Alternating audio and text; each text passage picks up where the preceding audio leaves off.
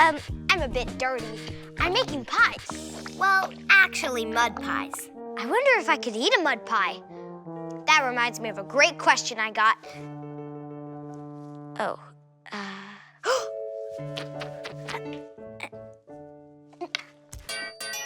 Is dirt bad for you? Maybe it's bad for me. I don't know the answer, but maybe your questions about dirt will help me figure it out. Here's a question from Ethan. Why do you have to take a bath?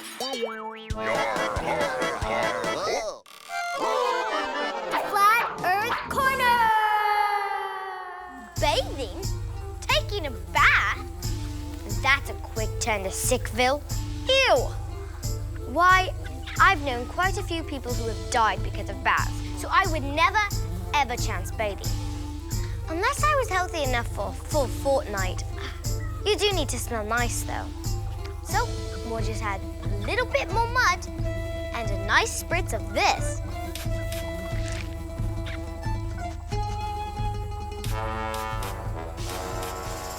Now I'm ready for the ball. Achoo! Maybe just a bit more mud to get rid of the cold. In the Middle Ages, people really thought taking a bath was bad for you and would spread diseases. It's kind of how we think of dirt today, actually. But dirt can't be that bad on you, can it? I mean, some people actually take mud baths at fancy spas. So no need for me to take a bath to wash this mud off, right? Wait a second. Dirt can contain what? That's right. There's insect poop in dirt. Gross. So who would want to take a bath in all of this? Ugh. Huh. It turns out the kind of mud they use for mud baths is different from regular mud. Okay, so maybe we do need to take baths, and I should take one. Don't go away. Now that I'm nice and clean, I'm ready to answer this great question from Marina. Are dirt and soil the same thing?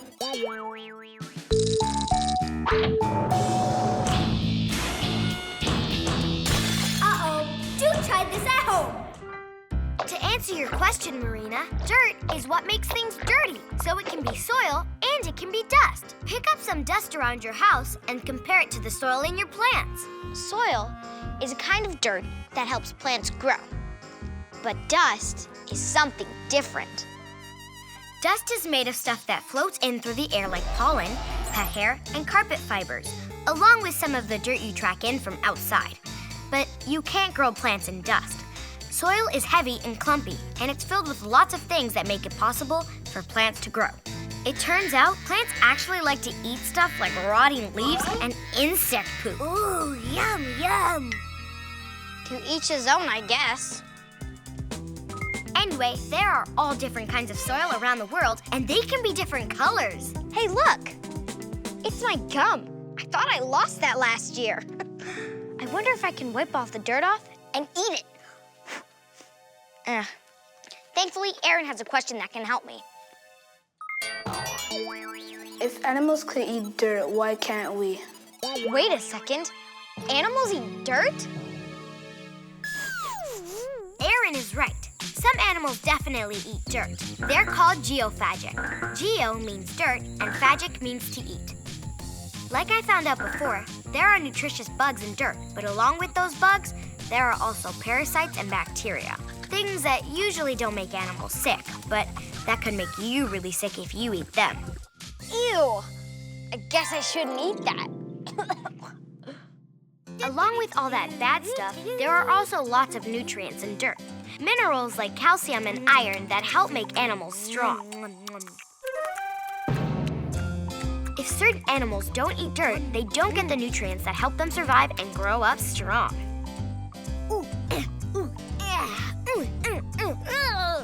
Haha, I'm stronger than you!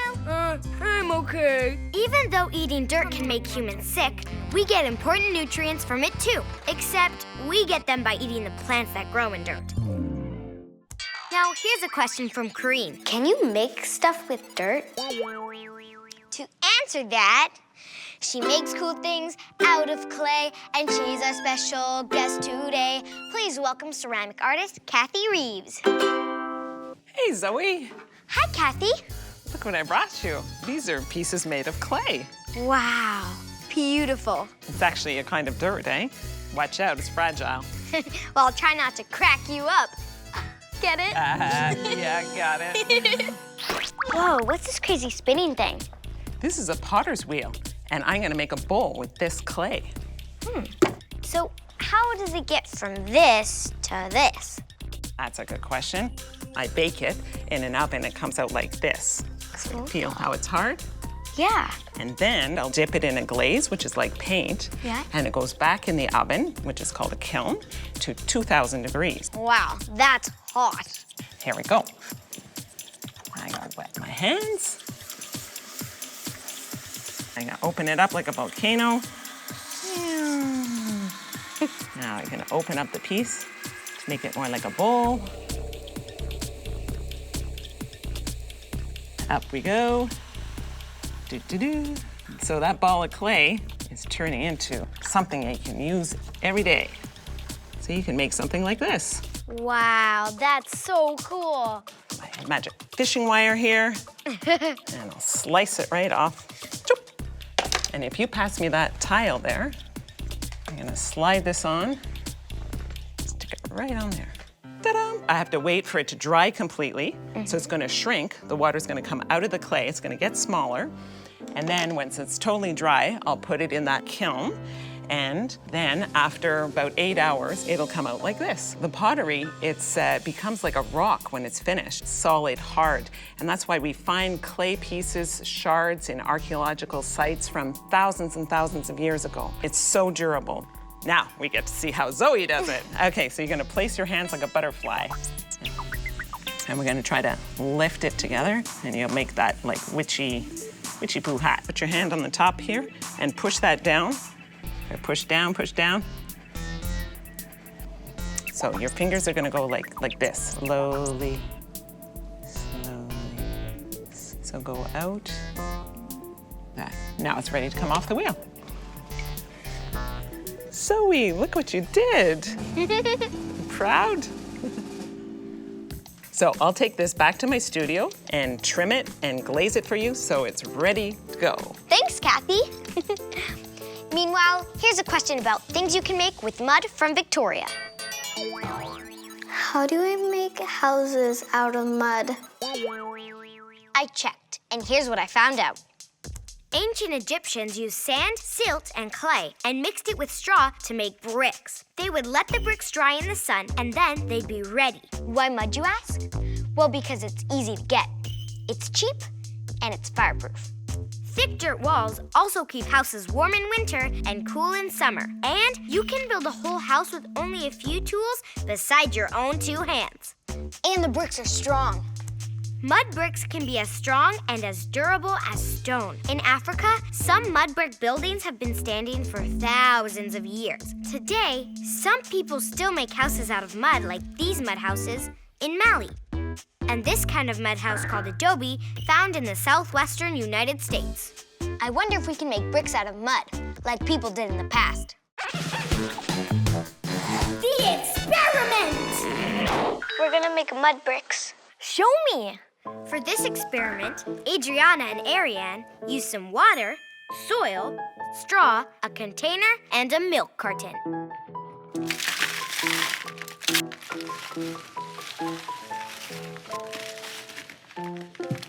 That mud seems muddy to me. It feels gooey.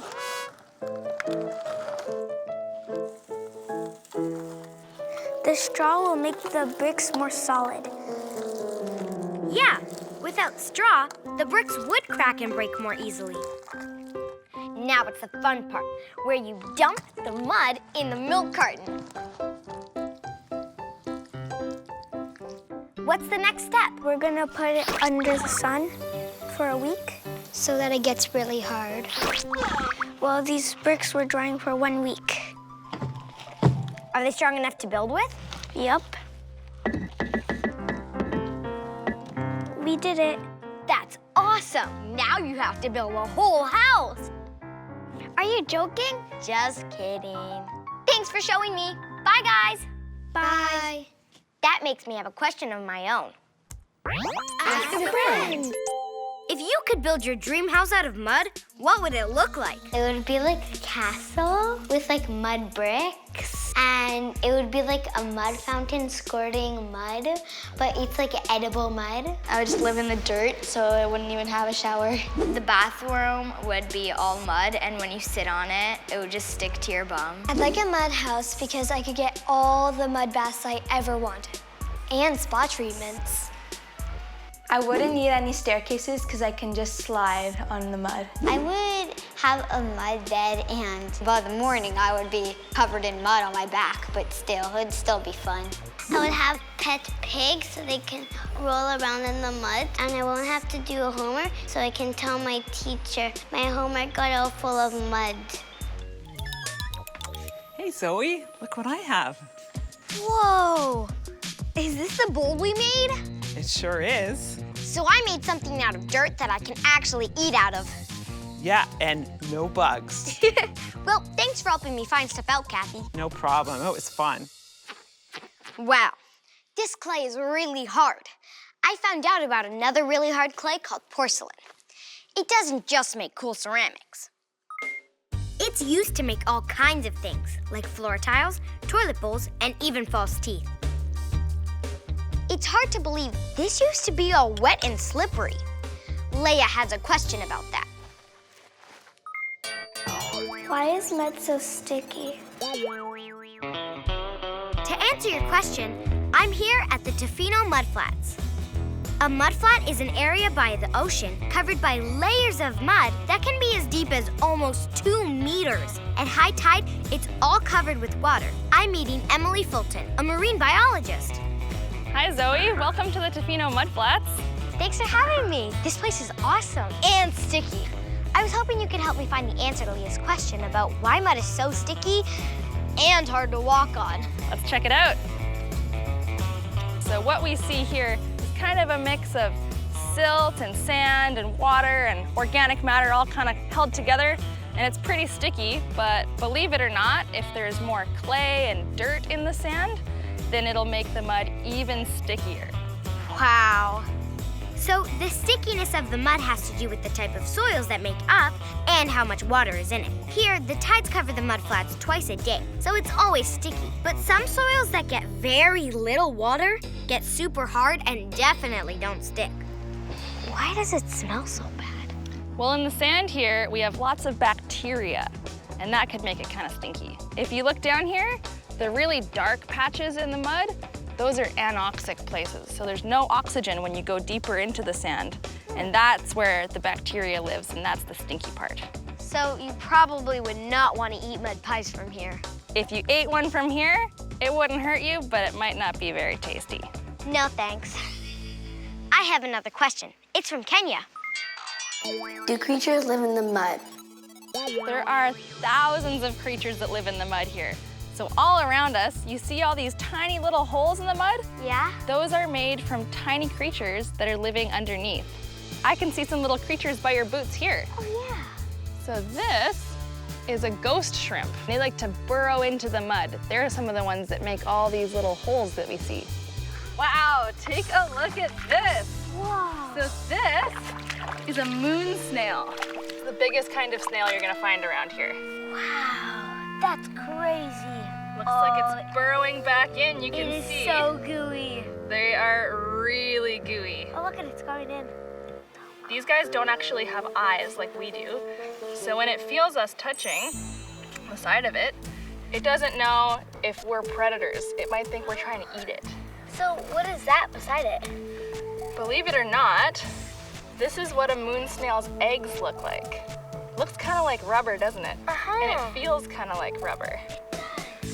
So this is thousands and thousands and thousands of little tiny eggs squished between sand and mucus to protect them. Wow, well, there really are a lot of creatures infused in this mud. Thanks for helping me find stuff out. My pleasure. I had a lot of fun in the mud with you. But I can see the tides coming in, so it's probably a pretty good time to get going. Yeah. I'm sticking! Let's get you out of here. I can do it. Gotta wiggle. I gotta wiggle. I got it. Woo! High five. That was a hard one. That was fun. And I'm not the only one who likes to be in mud, as this question from Emma shows. Why do pigs love rolling in the mud so much? Let's ask an expert. Ask a pig.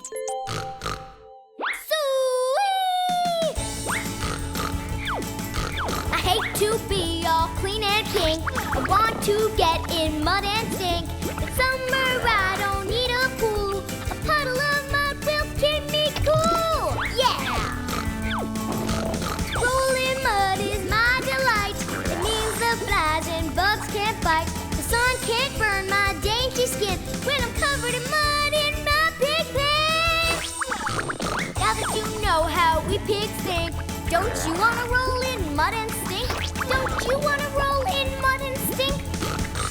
Yeah! No thanks, but enjoy your mud bath. I found out other reasons pigs like to roll in mud. Sometimes there's pig food in it. In France, farmers use pigs to find mushroom-type things called truffles. Truffles grow in the dirt near the roots of trees, and they're super delicious. Chocolate truffles are totally different things. They're called that because they kind of look like truffles.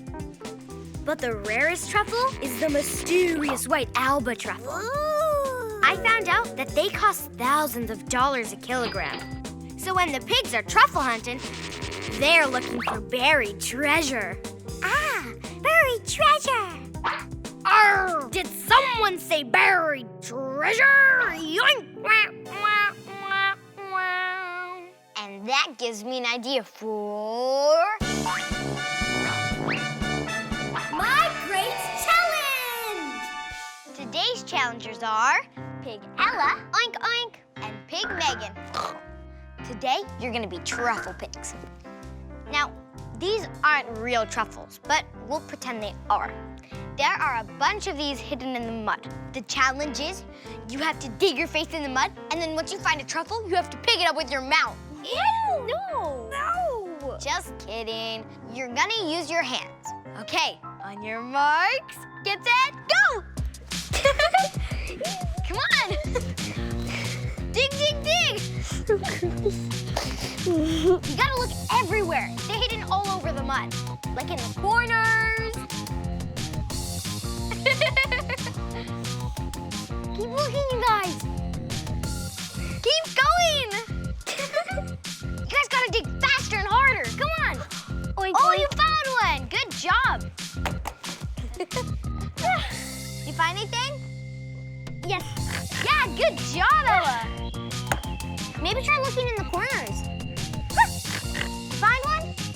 Good job. Oink, oink. Good job, Megan. Piggies, stop fooling around and dig up those truffles. These pigs must be in heaven. Oink, Oh, oink. good job, Megan. Oink, oink. Good job. 10 seconds left. 10, 9, 8, 7, 6, 5. What's that hedgehog doing there? 4, 3, 2, 1. Okay, time's up, you guys. Bring me your buckets. Okay. Ella, let's see how many you got. You got 2. Good job. Okay, Megan. Let's see how many you got. You got 5 and a hedgehog. So you won. Good job. Next question. Is there dirt everywhere in the universe?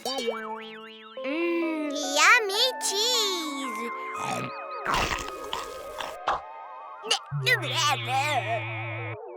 Well, Juliet, I checked, and lots of planets we know have their own kind of dirt, like this red dirt from Mars. But I found out something even more amazing.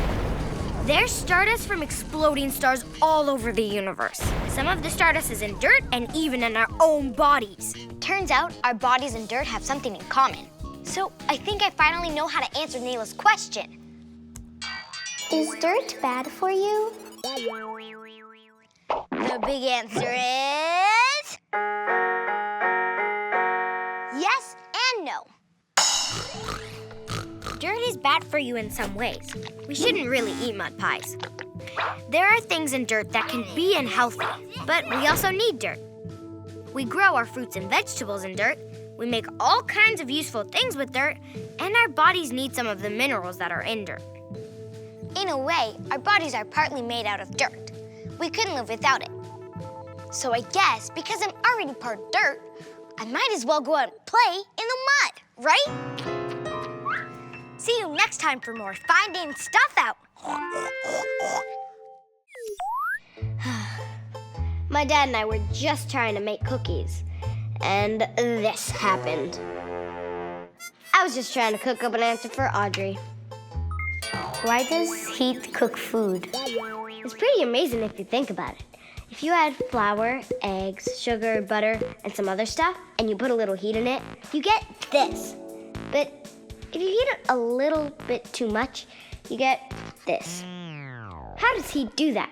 Maybe your questions about hot stuff will help me answer. Blech! Yeah, this is definitely burnt. Speaking of which, here's a burning question. Why does some stuff melt and some stuff just burn when you heat it? Well, Tristan, to answer that, those all about hot, so ready or not, here's my special guest, Shakib Rahman. Hey, Zoe. Hey. I'm all fired up to be here to help you answer some questions about why some things melt and other things burn. Is that why you brought the biggest chocolate bar ever? Are we gonna eat it? Please tell me we're gonna eat it. Oh, we're definitely gonna heat it. Wait, did he say eat or heat? Ice water? I thought we were supposed to be making stuff hot. Well, when we're talking about hot stuff, it's important to remember that heat flows from something that's hot to something that's cold. Like this pitcher of ice water. Oh, I get it. Heat flows from something hot like my hand to something cold like this ice water. Yeah. Let's eat. Eat the chocolate. Do you see what's happening, Zoe? Yeah, it's melting. Yeah, it's slowly starting to become a liquid. Why? It's because the energy from the water is getting transferred into the chocolate. Just like when you put your hand on the cold pitcher of water, the heat from your hand went into the ice water. Here, the heat from the water is going into the chocolate. Cool. Hot. Exactly. Oh, it's melted. Does everything melt at the same temperature? That's a great question. But everything doesn't really melt at the same temperature. The chocolate has melted, but the glass bowl that it's in is still a solid.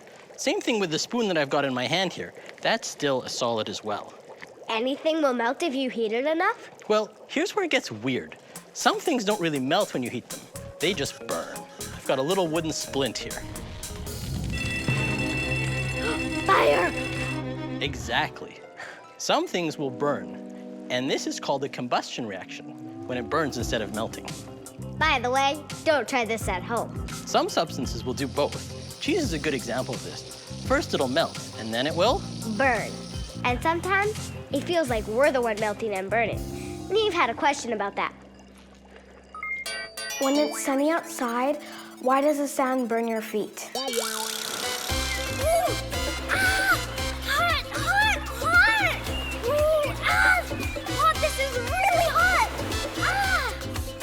Oh, it's a sunny day. I just want to play in my bare feet, But oh my gosh, the stand is hot. I can't stand still, it hurts a lot. It's the sun's heat. It's burning my feet. The sun has heated up the sand, and now it's more than I can stand. It's heating my feet. It's heating my feet. Yeah, yeah, yeah! Hot! Ow! Yikes! This is really hot! Ow! Hot! Beach sand can get really hot. But if you keep heating sand all the way up to 1,700 Celsius, hotter than lava, something amazing happens. It melts and turns into a thick liquid, like taffy. And when it cools down again, it hardens and becomes glass. But heat can also be used for destruction.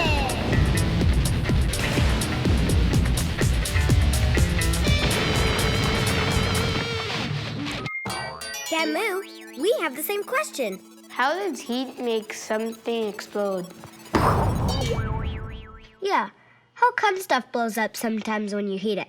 Shakib did a cool experiment with Jenna and Marco. The experiment! Hey, Zoe.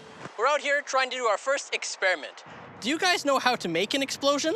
Yeah, take some fuel and light it, and it'll cause fire to make the explosion. That's perfect. You guys know any examples of fuel that we could use?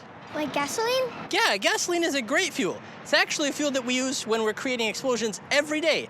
Out here in the parking lot, we're surrounded by things that actually cause explosions all the time. The engine of your car has something called an internal combustion engine. And those cars cause explosions, and that explosion can do work for us. We're going to do the same thing here. Now remember, kids, this is a very dangerous experiment. Please do not try this at home unless you are supervised by a professional like me. What we're going to do is take this tennis ball and launch it out of this cannon. I need you guys to take 3 large steps backwards. Good. Now, what I'll do is add the fuel in. The next thing we need to do is put the tennis ball inside our cannon. Once we ignite the fuel inside the cannon, it's going to force the tennis ball to come out the end and hit that target over there. 3, 2, 1.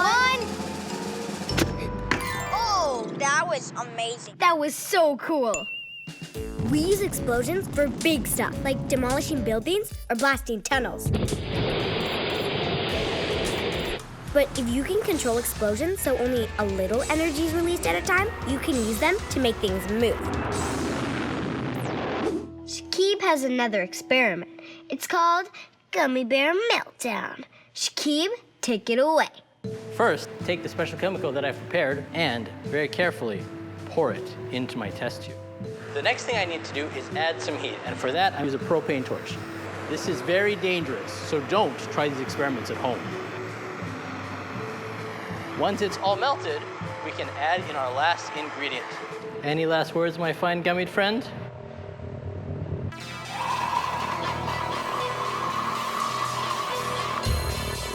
Wow.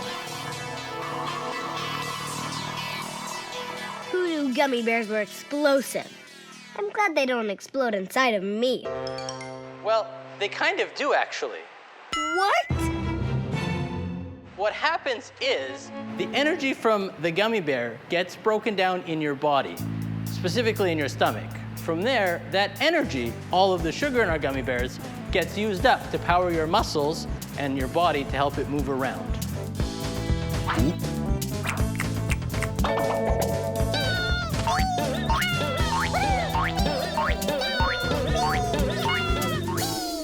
Speaking of gummy bears, I got a sweet question from Amanda.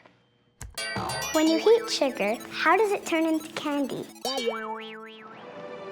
To find the answer, I went to meet candy maker Ling Gang. He makes special hard candies by hand, and they have little images and messages inside. There's little panda bears inside. How do you do that? It's all about controlling heat. Come on, I'll show you. Today, we're gonna make some special candies that has your show logo in it. Oh, the magnifying glass of my show. Awesome. First, we have to mix the ingredients for the candy. Take the water, pour it into the pot.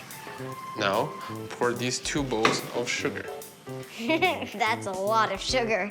No, the sugar glucose. It's really goopy. Now we have to heat the ingredients. The mixture has to reach a very specific temperature, just right, to make the perfect candy. What temperature is just right? I can't tell you the exact temperature because that's the secret recipe. Oh, please? No, Come on, tell me. Tell me the secret. Come on. can't tell you. I won't tell anyone. Sorry, Oh, come on, just tell me. it's a secret. But I can show you a test we do that tells you whether the sugar is ready. Okay, that works. We drop the mixture into cold water to see what it does.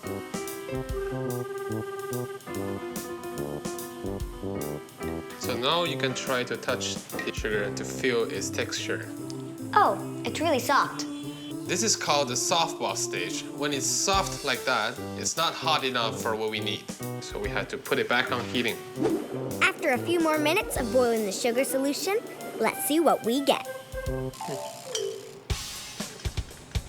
Oh, hey, it's hard. Yeah, this is the hard crack stage. You see how it bends and breaks? This is perfect for what we need.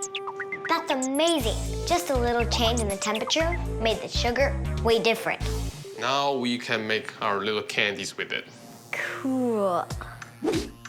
First, it's time to add color. The red sugar will be the handle of the magnifying glass. And the orange is gonna be the circle around the glass, and this is the white background. We're gonna turn this pile of yellowish goo into a snow white color by stretching it on a hook. This process adds air into the candy. That's hard work. Pull, pull, pull, pull, pull, pull, pull. Yes. Is it hot? Hard to pull it. Yeah, now it's cooling off faster and faster. See how white it turned out? Yeah. Now that all the candy stuff is made, it's time to put the pieces together. Lin Jen uses a special heated tabletop to keep the candy soft enough to work with. Wow.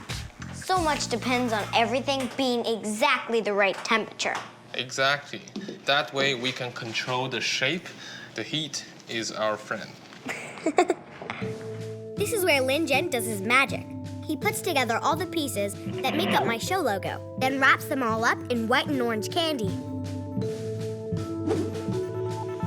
Look at that. By using heat, Lin Jen is able to take a huge candy chunk and make it thinner and thinner. Amazing.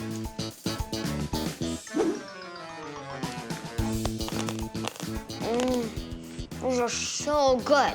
Thanks for showing me how heat can make sugar so much fun and delicious. You're welcome. This next super hot question is from Maya. Why is it getting warmer in the Arctic? It turns out heat doesn't just make stuff explode, melt, and expand. It can change something much, much bigger.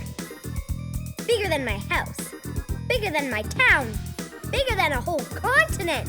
Bigger than the entire planet. You're gonna make my head explode! Ah!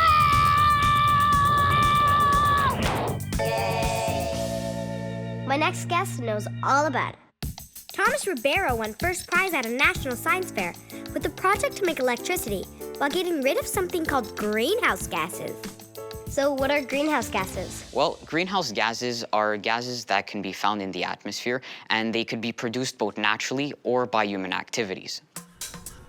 Thomas tells me that when we burn fossil fuels like oil and gas for energy, greenhouse gases are released into the air. Garbage dumps and burping cows make even more of them.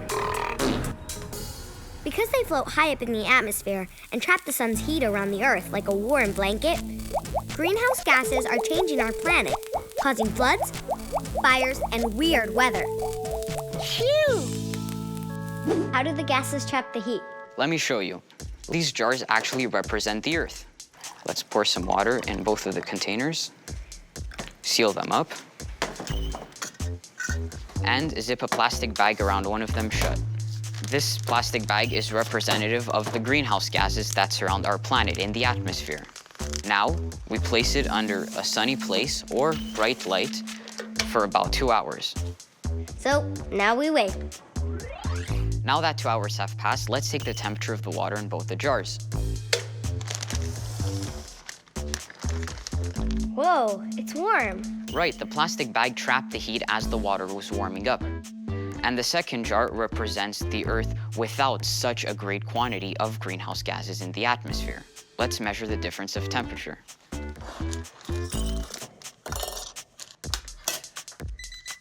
(44.3 degrees Celsius. And what about the second one? 46 degrees Celsius. That's a 2 degrees Celsius difference. That's a small difference. Right, but a small difference can make a huge impact on our planet. And that, Maya, is why the ice is melting in the Arctic. Thanks for telling us all about it. No problem. Speaking of hot stuff, Where does fire come from? the Flat Earth Corner! Beware! Scorcher, ruler of fire giants, scorcher of men and earth, is coming to set the entire world on fire.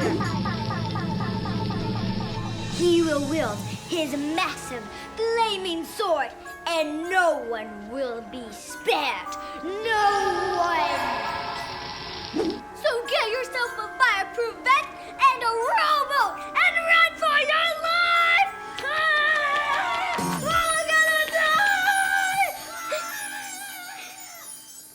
Pretty much every ancient culture from the Vikings to the Egyptians believed in some kind of fire god or goddess. But now we know a lot more about fire and where it comes from. So I think I found the answer to your question. In nature, fires start from lightning or from hot lava spewed from volcanoes. We humans can make fire with a match or lighter, by banging special rocks together, by mixing chemicals to cause an explosion, and sparking something with electricity. Noah has a question about another way to make heat. Why do your hands get warm when you rub them together? Oh yeah, friction. Ow! Friction happens when one object rubs against another. They heat up. That gives me an idea for my great challenge! Veronica and Kiana, your team sleeve. Chloe and Daniela, your team toque. Yeah! Today we're heating things up with friction. Shakib over here has a thermal camera, which can actually see heat. Cool! I think they mean hot. So your first challenge is you have 10 seconds to make as much heat as you can by rubbing your hands together. Kiana, you will start first. 10, 9, Shakib will measure the heat that your hands transfer to this board. 5, Push harder! 4, 3, 2, 1. 26.2. Pretty good. Okay, Chloe, your turn. 10, 9, 8, Faster! 7, 6, Push him. 5, 4, 3, Faster. 2, 1. Put Go. your hands down.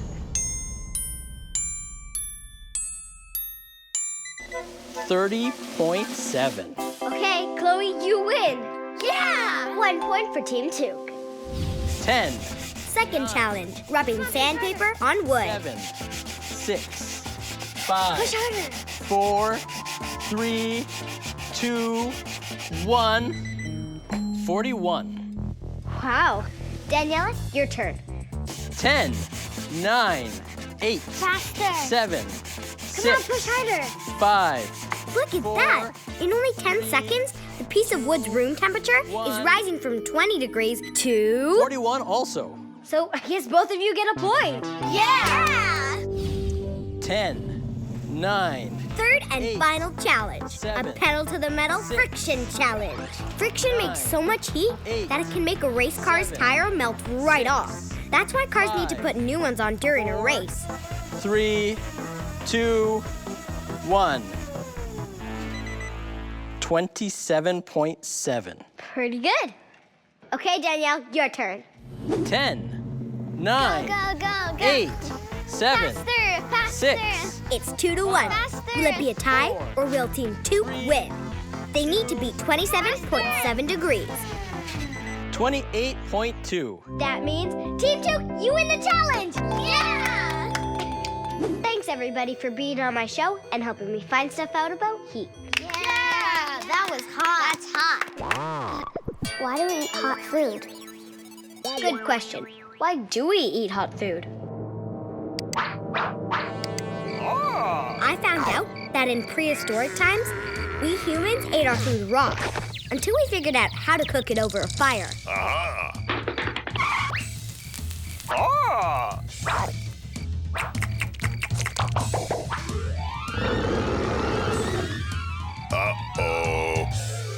Eating food actually changes it, so it's easier to chew and swallow. Look how different the meat is before and after it's cooked. Cooking food also kills germs called bacteria, which makes it safe to eat. And some foods like chicken should never be eaten raw because it has bacteria that can make you really sick. Ugh, I would never, ever eat a raw chicken. Ask a friend. Hey guys, what food do you think tastes better cooked than raw? I think carrots and potatoes and meat. Meatballs. I like cake better when it's cooked. Noodles. Fish. Cookie dough, because when it's like raw, it doesn't really taste good, and if you eat it raw, it like hurts your stomach. I love frozen pizza. It's the best. So I found out today that he can do incredible things.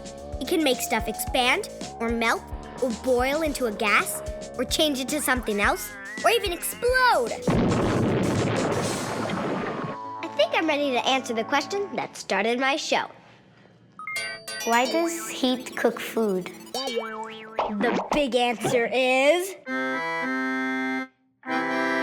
It transforms our ingredients into something completely different. I found out that adding heat to food causes a chemical reaction. Heat breaks the ingredients down into a mixture of chemicals that feel good in your mouth and taste awesome. Unless you heat them too much, then they taste less awesome. Hey, I can put the candies inside of the cookies. Hey, Dad, get out your mixing bowl. I just had the greatest idea ever. Hi, welcome to Finding Stuff Out. The show is simple. You ask, I find out. It's not rocket science, unless you ask a question about rockets. Then it is. Here's today's first question. It's from Joy. How come weather just changes to other weather, like first it's hot, then it's cold? Yeah, what gives? Weather's always changing and I don't know why. But by the end of the show, I'll have the answer to your question. Along the way though, there'll be tornadoes, snow, hail, and if my dad doesn't fix the washing machine soon, maybe even a flood. I'm going to start the investigation with the question from Hanifa. How could the sun be out in winter when it's cold? Yeah, come on, son. Either you're hot or you're not. Pick a side. Pretend this light bulb is the sun.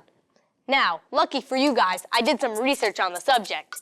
Now pretend this is the Earth, us. The Earth orbits around the sun.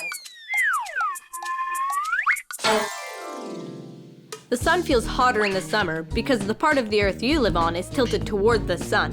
6 months later, when the Earth has moved around to the other part of the sun, the part you live on is tilted away from the sun. So we can still see it, but we're not getting the full effects of the sun's rays. So it's not as hot. Next question. How many kinds of snowflakes are there? How many different ones? Let's see. They say no two snowflakes are alike. And they're only this big. I wonder how many fit in a teaspoon. Must be hundreds. But when it snows, there's so many of these, you need a shovel to clear a path. That must be millions. And then you need a snowplow to clear your street. There must be billions, or trillions, or bajillions, or gazillions, or whatever they call a number that high, and... You're gonna make my head explode! I don't know if bajillion's a number, but there must be a bajillion different snowflakes out there. But seriously, nobody knows how many different snowflakes there are. But I can show you some of them up close with my super zoom-o-matic. Check out these snowflakes. They all sort of have 6 sides. Weird. I'm not sure if they're different or the same though. So let's see. Different, same. Oh wait, no, different. Ah, forget it. I'd rather look at a bajillion snowflakes all at once than each flake one at a time, because that would mean snow day! Though I'm with Elizabeth on the next question. Why can't it just be sunny all the time? That would be amazing, Elizabeth. To figure it out, please welcome my special guest, TV weatherman, Frank Cavallaro. Hey, Harrison, how's it going? Hi, Frank. Welcome to my show. Nice to be here. Now, did you bring your thunder for the interview today? No, but I got something else for you. Oh. Some snow. Okay, so could we have sun all the time?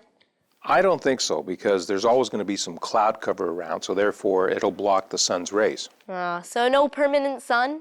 Actually, that's a good question. You know, there's going to be a time every year, I'm going to use the globe here, there's going to be a time every year for 6 months where the North Pole, as the Earth rotates, will have daylight for 6 months. Well, I'm just going to move there. No, hold on now. It doesn't mean it's going to be hot. But look at what happens 6 months later. The South Pole will get the sun, and the North Pole is dark for 6 months as the Earth rotates. Living in darkness? I'll leave that to the mushrooms. Anyway, here's a question from Shakur. My question is, why is there wind?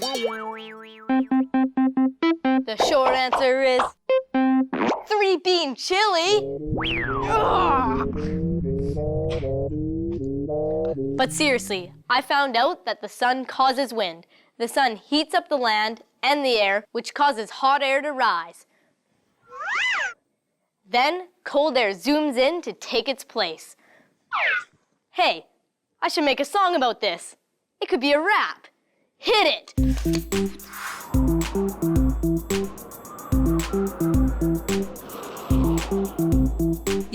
Yo, hot air goes up, cold air goes down. That's when we feel wind on the ground. It blows around leaves and sticks and twigs. It even blows off my grandpa's wig. Land heats fast and water slow. That changes how the wind will blow. Yeah, wind will go just where it needs, 'cause air heats up at different speeds.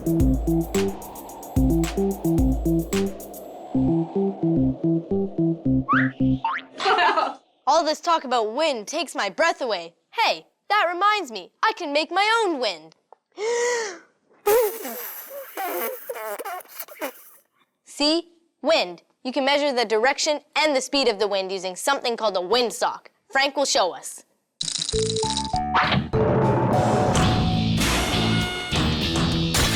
Uh-oh.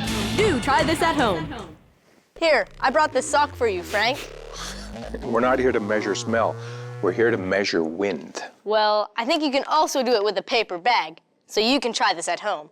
Here, show us. Okay, let's try this. I'm going to use a fan in this paper bag. This is a light breeze. Anything over 10, 11 kilometers an hour is a light breeze. But watch what happens if we get a gust of strong winds. Whoa, it opened right up. And this could cause damage to branches, trees, roofs, and your hair. Not my hair. Yeah. Yeah, your hair.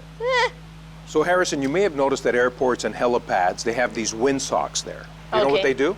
Yeah, are they those orange things, right? I don't know what they are, though, what they do, I mean. Well, most planes will land and take off against the wind. Okay. So that means? That means that they look at the windsock, and that tells them which runway to use as they're approaching the airport. So a windsock is the airport's version of our paper bag. That's right. So I guess if a plane is landing, they'd be facing that way, right? That's right. They'd come down. Meow. Okay, so what can kids use this bag for outside? Well, you can actually go in your backyard and take out a bag on a windy day and put up the bag, and it'll tell you how strong the winds are. And which direction, and which direction. And if there's no wind, then look what happens to the bag. It just dies. Well, Frank, I just thought of another thing you can do with the paper windsock. What's that? Well, if you blow it up with air,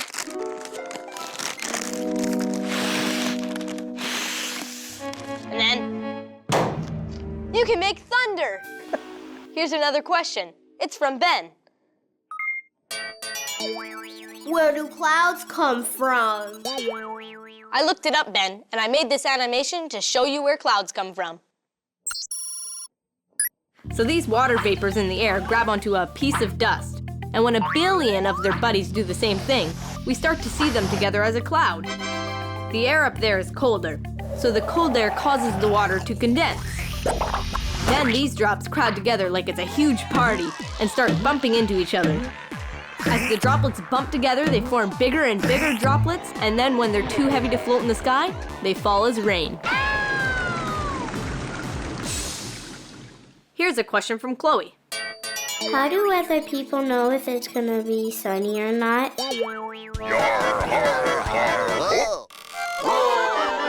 the Flat Earth Corner! How does a weatherman in ancient Babylon know if it's going to be sunny or not tomorrow? Astrology, of course. If I look up in the heavens, I can see that the moon is in Virgo, in the 4th house. Jupiter is rising. That means I predict you're going to get good news, win friends, and influence poultry. Also, it's going to be sunny and mild.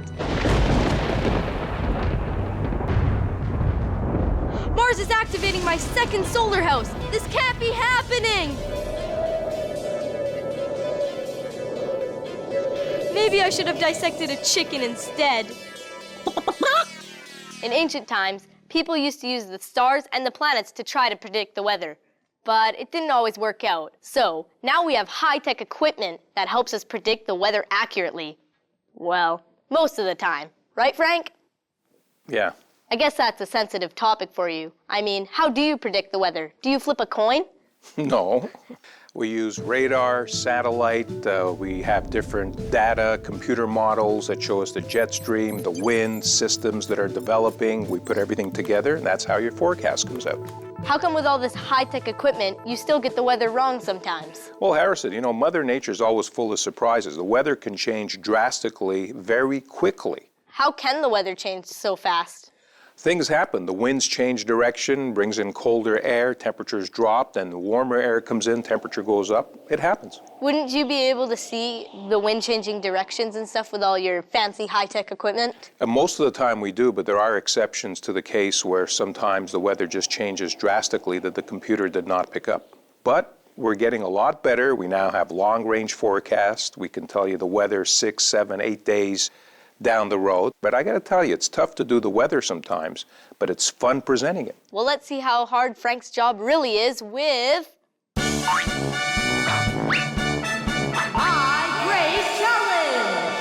Today, my contestants are Justin and Samantha. So today, you're going to be using your knowledge of wind, clouds, and forecasting to become TV weather forecasters. Think you can do it? Yeah. Okay then, Frank, please tell us how you do your job on TV. Okay, guys, follow me. So this is where it all happens, guys. It's all green in here. Frank says he stands in front of a green wall when he presents the weather on TV. That's because there's a technical process that takes all the green out of the picture so he can put any kind of background behind us. Like this, or if you're a TV weather person, a map. This is a clicker, by the way. Every time I press on this, a different map goes on. It could be a radar, a satellite, whatever I want to show. This advances my map, so it's all computerized. So let's show the kids at home. They see a map behind us right now, right? That's right. They see a map, and when I click, the map will change. And you point. Okay, let's do the challenge. Here's a map of the world. I'm going to be telling you different weather conditions, and your mission is to try and predict the weather and where it will occur. Now, there are 5 different weather icons: sun, snow, rain, cloud, and wind. And I'll be asking you where to place the specific icon to a corresponding city. But here's the catch. The viewers at home will see the map. You won't see the map. You're going to have to use that monitor. It's just like how Frank does his weather forecast. Your goal is to make as few mistakes as possible. Okay, Samantha, you're up first. Justin, you can go downstairs and have some milk and cookies with my mom. Yes, I got the fresh ones. Leave some for us, though. Maybe. Okay, are you ready? Yeah. Okay, first question. Water droplets have formed giant heavy clouds over London. What's going to happen? Oh, Samantha's going for the rain icon. Not wasting any time. Yeah, that's it. Good job. Okay. Next question. The hot air over Thunder Bay is rising and cold air is moving in. Go. Samantha's grabbed the wind icon. Oh, she's close. Not quite. Yes, she's got it. Okay. Treble Cone is in the southern hemisphere, and it's July. Well, Samantha's found the southern hemisphere, but can't seem to locate Treble Cone. And is that the right icon? No, that's not it. Not right. That one's a little hard. What happens in the northern hemisphere in July? It becomes hot. What happens in the southern hemisphere in July? It becomes cold. Oh. There you go. That's correct. It's snowing. Okay. Water vapor is condensing over Beijing. Go ahead. Samantha's going for the rain icon again. No. I'll read the question again. Water vapor is condensing over Beijing. What's happening? Clouds. There you go. There you go, perfect. And that's it. Okay, Samantha, you're done. We'll send you downstairs for some milk and cookies, and now we'll bring Justin up and see how he does. Okay, Justin, now you're up. The first question is, water droplets have formed giant heavy clouds over London. What's going to happen? Justin wastes no time in grabbing the rain icon. That's right. Next question. The hot air over Thunder Bay is rising and cold air is moving in. Go. Justin's checking out the monitor to see where Thunder Bay is. No. Yep, there you go. That's it. Okay, Treble Cone is in the southern hemisphere, and it's July. Justin also going straight for the sun. No.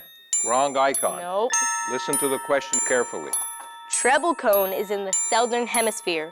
It's July. Justin's going for the rain icon. Oh, but he changes his mind. There you go, that's it. Final question. Water vapor is condensing over Beijing. What's it going to be? Justin's got the cloud icon, but where's Beijing? And Justin's found it. All right. And now we'll get Samantha and announce the winner. Samantha, you can come up now. Okay, and the winner is Justin. Yes. Good job. Congratulations. Good job, guys. Thank you. Thank you. And now we have a question from Max. Why are tornadoes dangerous if they're just air? Yeah, how is air dangerous? I mean, I can just push it with my hands. Well, Harrison, air could be dangerous. When the pressure starts going up and down drastically in a short period of time, it can cause some serious damage. I want to do a little demonstration on a tornado. Okay. And of course, tornadoes can cause some serious damage, as we all know. Look at that. The wind speed of tornadoes sometimes could hit over 400 kilometers an hour, over 250 miles an hour. Whoa. And the thing with tornadoes, they don't give you a lot of time to get away. They just pop up because the pressure goes down, the pressure goes up, and this is what happens. And that's why tornadoes are very, very dangerous. That's crazy. Now to find out how dangerous tornadoes really are, let's talk to George Coronas, who's a real live storm chaser. He's out chasing storms as we speak. Hello, George. I see you're out in some terrible weather. You could catch a cold out there, you know? Harrison, as a storm chaser, catching a cold is the least of my worries. So first of all, I think the kids at home probably want to know, what is a storm chaser? Well, what I do is I try to get up close to the most dangerous part of the storm and then send in my reports so that people downstream of the storm can get those reports and hopefully save a few lives. That sounds pretty risky. Why are tornadoes so dangerous? Well, it certainly can be dangerous. It's not so much that the wind is blowing, it's what the wind is blowing. Pieces of debris, which could be branches, bricks, cars, sometimes even houses. Wow. So have you ever been inside of a tornado? I have actually been inside a tornado once before with debris flying around. It's a very, very scary experience, one that I don't want to do again. How'd you end up being right inside of a tornado and stuff? Well, sometimes a tornado will change its path. I'll be tracking the storm and it will change direction, and sometimes I have to get out of the way. It's a force of nature. It can be very unpredictable at times. So what technology do you use to help you chase? Well, I've got all kinds of technology here in my storm chase vehicle. I've got my laptop computer that has satellite and radar imagery. I've got all my radios that I can use to send my reports in to the National Weather Service. GPS, all kinds of gadgets. It's basically a mobile command center on wheels. So I'm pretty sure everybody watching wants to know, where do you go to the bathroom when you're chasing storms? When you're on a storm, Harrison, anywhere you can. Anywhere you can. That's a little awkward. Sometimes it is. There's not a lot of trees out in Kansas, so you just have to find a place, and it's not always easy. Do you get any adrenaline going when you're chasing the storms? Absolutely, it's a bit of an adrenaline rush, especially when you're up close to a tornado, when the wind speed can be several hundreds of kilometers per hour. I'd be lying if I didn't say that I got some kind of adrenaline rush out of it. Do you have to ever, drive away or, run away from storms or tornadoes? There's been numerous times where I've had to get out of the path of a tornado to turn tail and flee. I try to do a dangerous thing in as safe a manner as possible. Yeah. Oh, looking at the radar right now, it looks like I might have a developing tornado on the horizon. Are you gonna go out and chase that right now? Yeah, it looks like I'm gonna have to blast west here. I have a developing tornado. Wow. Hold on, let me get the radio here. Yeah, this is George K. relaying a message. It looks like we might have a tornado forming just to my west. I'm gonna try and intercept and get closer. Harrison, I gotta go. Well, thanks for being on the show, George. It was great to have you, and I guess you have to go chase this storm. Okay, I'm headed straight for the tornado. Stay in touch. Okay, be safe. Bye. Whew. George sure does love his scary weather. Speaking of scary weather, here's a question from Samantha. Why does hail hurt so much? Ah, hail. The snowball's angry cousin. Usually a raindrop grows until it's too heavy, and then it will fall to the ground. Matter of fact, let's check back in with my buddy, the raindrop. Hail is created when the raindrops, instead of falling down, get blown further up to colder air. The raindrops freeze into ice, get bounced around by the wind, and get bigger and bigger until they get too heavy and fall. This means that instead of having a gentle drop of rain, you have a painful ball of ice. Ah! It's like waking up in the middle of a snowball fight. Watch these clips that George sent us. On George's last storm chase in Nebraska, he found hailstones as big as baseballs. Man, weather is no joke. I've found out a lot about weather, so I think it's time to answer Joy's question that started today's episode. How come weather just changes to other weather, like first it's hot, then it's cold? The big answer is...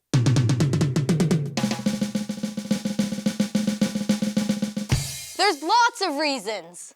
The tilting of the earth changes the seasons. Wind blows when the sun heats up the air. Water vapor forms clouds, and clouds block the sun. But there's no clouds here today, so I'm gonna go outside and enjoy the beautiful day. See you next time for more Finding Stuff Out.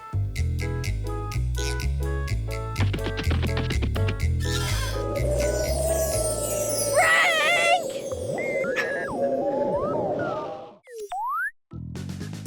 Welcome to Finding Stuff Out. Things have been a little alarming today.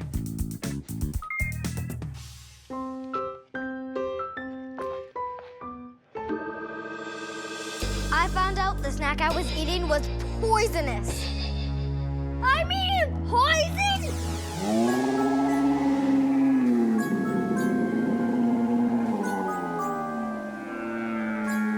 Fortunately, I remained calm.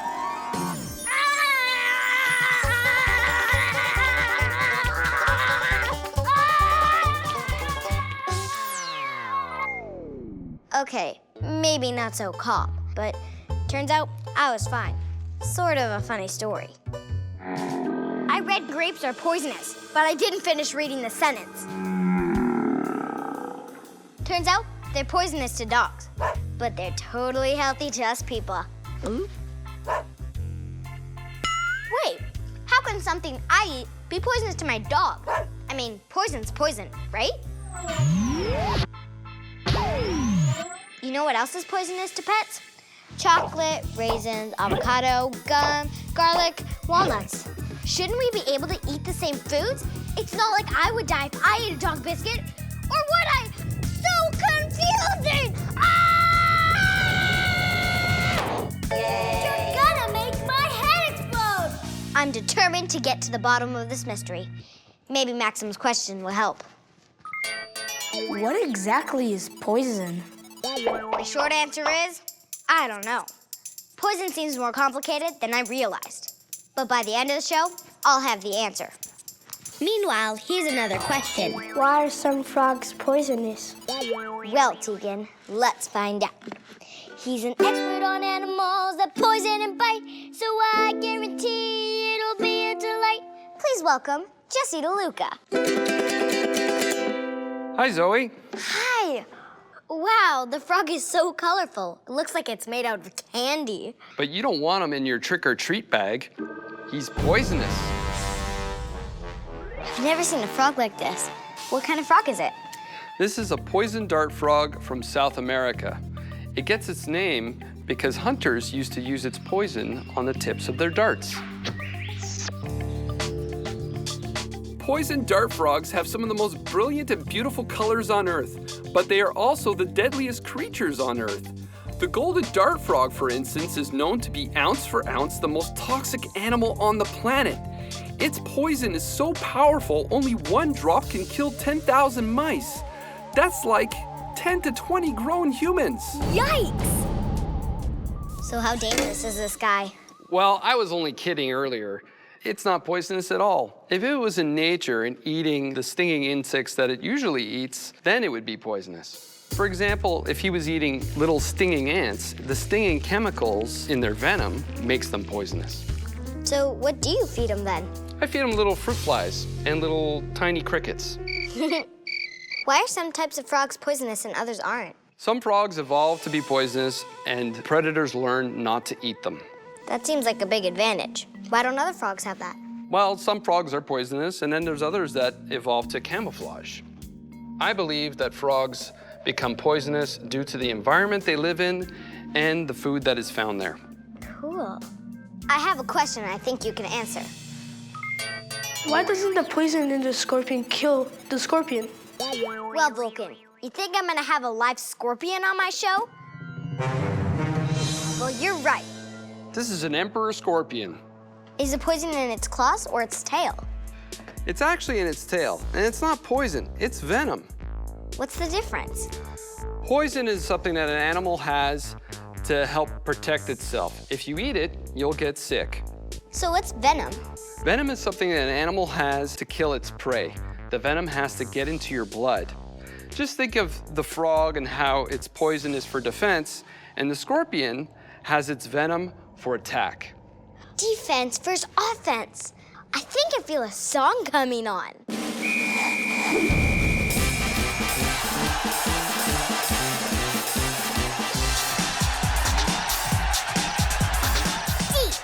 Defense. You can't eat me. Offense. I'm so hungry. If you want a piece of this, I'm in the mood to pitch. If you want a piece of this, I will make you really sick. If you try to take a bite, then you might be dead tonight. With my venom, I'll attack. I will paralyze my snack. But I won't eat you today. You're not tasty anyway. Yay, team! Sorry about that. Sometimes I just feel a little musical. No problem. So how does the scorpion actually use its venom? The scorpion uses its venom with its stinger. It stings its prey to paralyze it. What would happen if it accidentally stung itself? Some scorpions have anti-venom in their bloodstream that prevents them from getting hurt from stinging themselves.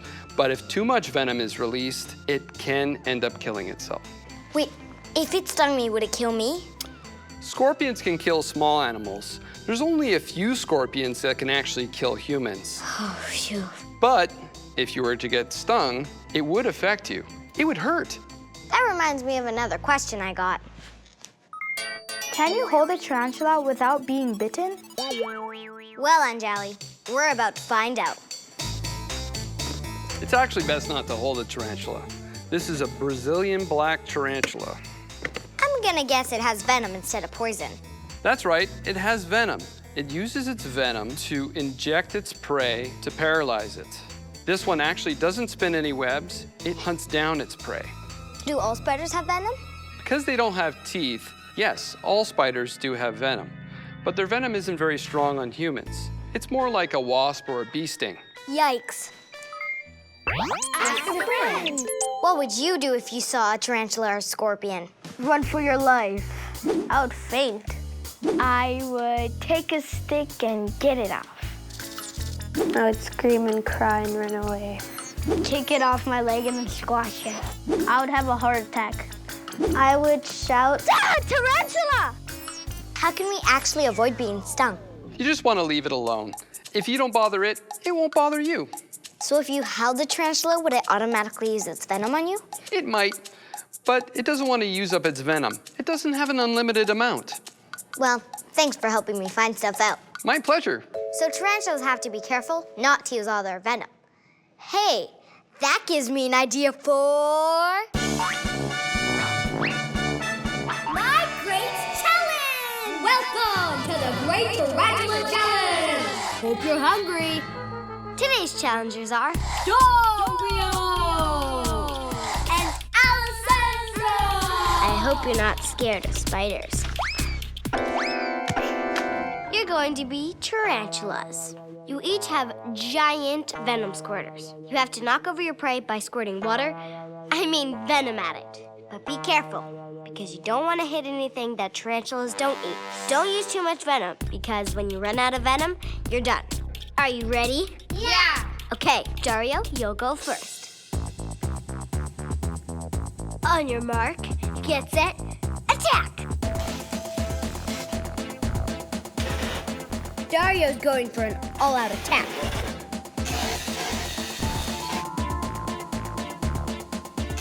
Ladybug. Yep, tarantulas eat mostly insects. Pretty much any insect they can catch. Even flies, mosquitoes, or bees.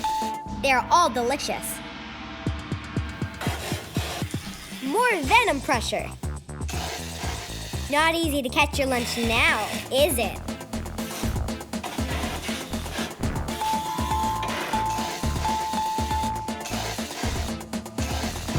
Uh-oh. Dario is lucky he didn't knock down that robot. Tarantulas do not eat robots. Looks like you're running out of venom, Dario. Dario got 10 snacks. Let's see if Alessandra can beat him. Almost got it. Nice, you caught a butterfly.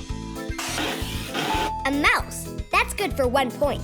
Some species of tarantulas will actually eat mice, frogs, or even birds.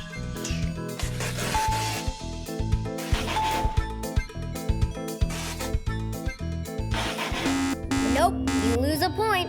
Tarantulas do not eat flowers. Hey, I'm not a bug.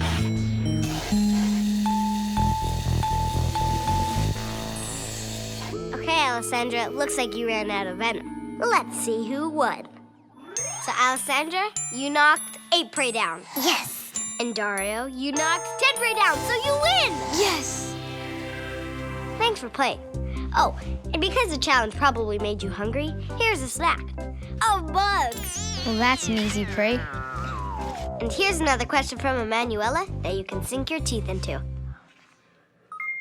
How come some snakes are poisonous and others are not? Ha! You can't fool me.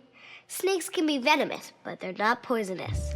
If they were poisonous, you'd get sick from eating them. And some people eat rattlesnake. I checked whether snakes have venom or not. Depends on how they catch their food. Some snakes don't need venom at all because they catch their prey by squeezing it until it suffocates. Imagine if you had to squeeze your lunch like that. But other snakes use venomous bites to paralyze their prey and sometimes to pre-digest it.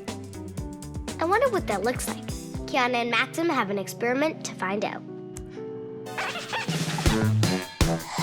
The experiment! This experiment shows sort of what snake venom can do to your blood. First, you add some red food coloring to milk. That looks like blood, except it's like lighter. Yep. Then you add vinegar and see what happens. Oh my gosh. That looks very, very, very weird. It's all separated like into little bubbles in its own section. It looks like a sponge. Yeah, it does. The vinegar clots the milk, so it's all globby and yucky. That's sort of what snake venom does to the blood of its prey. That's disgusting. I wish I never had to see that. That looked disgusting. Are you sure you want to eat that? Okay. Thanks, Kiana and Maxim. Bye, Zoe. Ugh. Why can't we ever have pizza? Fortunately for us humans, scientists have found ways to make medicine called anti-venom. I found out they milk snakes for their venom to make anti-venom. They can save you from a snake bite if you get the medicine in time.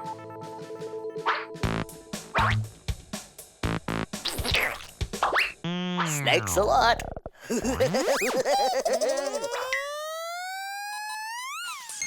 How can you eat poisoned food? Why would I want to? Well, turns out some people do want to. I found out that the pufferfish is poisonous to keep bigger animals from eating it. You know, in case the spikes aren't enough reason to find a different lunch. But chefs in Japan have a special way of preparing pufferfish that gets the poison out. There's just a teeny little bit left to make your mouth feel stingy. But if the chef makes a mistake, it can kill you. To me, that doesn't seem worth the risk. But all around the world, people have discovered ways to eat poisonous foods safely. I found out that in South America, they make flour from a plant called manioc, or cassava, which is super poisonous. To make it safe, first you have to scrape it, soak it, boil it, grind it into flour, and then cook it. That's a lot of work. Cassava is one of the most popular starchy foods in places near the equator, but it's poisonous if it's not prepared right. Even foods we find in the grocery store can be poisonous, like the leaves of rhubarb and potatoes. And speaking of foods we need to be careful about, How do we know if a mushroom is poisonous? Flat Earth Corner! There are lots of old wives' tales about when mushrooms are safe to eat. I should know.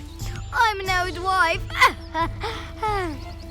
I've heard that if they grow on wood, it's safe.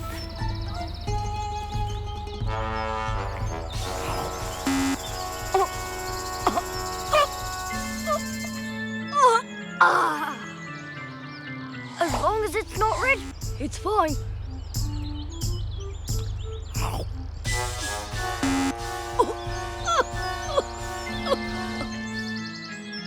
I heard if you rub the red off, it's safe to eat.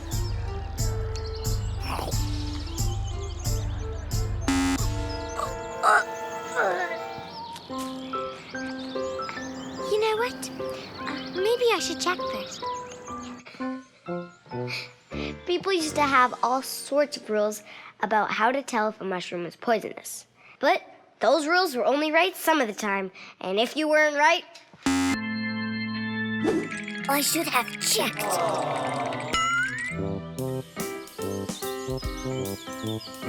To find out more about poisonous mushrooms, I'm on the hunt for them with mushroom expert Mary Burby and some of her students, Vivian and Anna. What kind of poisonous mushrooms can we find? Well, I can show you some of the pictures of poisonous mushrooms that have made people sick in this area. Sure. So this is the death cap here, and this is the destroying angel. Death cap, destroying angel? I can tell by those names that they're trouble. You are so right. The reason why they have those names is because if you eat a relatively small amount, like 2 mushrooms, then the poisons in the mushroom can completely destroy your liver. And fairly frequently they die. So if there's any group of mushrooms that you should learn to recognize by sight, it's the death caps and destroying angels. So you can always avoid those very carefully. Yeah. Oh, we're going on a treasure hunt for poison.